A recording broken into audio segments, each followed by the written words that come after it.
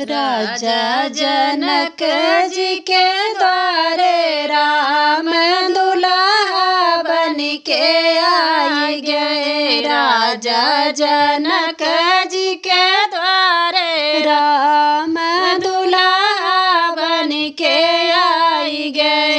हर वाले आए हैं, नथिया ले आए हैं, हर वाले आए हैं, नथिया सेनुरा सुहाग वाला लाए। राम दुल्हा बन के आए। सेनुरा सुहाग वाला लाए। राम दुल्हा बन के आए। राजा जनक जी के द्वारे राम दुल्हा बन के आए।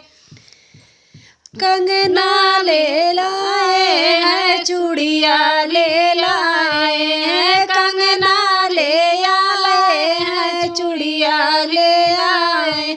मेहंदी सुहाग वाला लाए। राम दुल्हा बन के आए। मेहंदी सुहाग वाला लाए। राम दुल्हा बन के आए।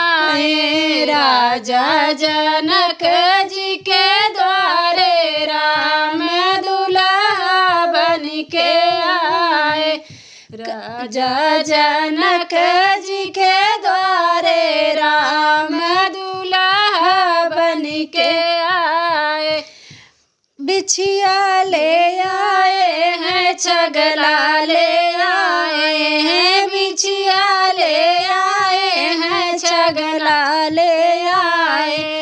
रंगवा सुहाग वाला लाए। राम दुल्हा बन के आए। रंगवा सुहाग वाला लाए। राम दुल्हा बन के आए। राजा जन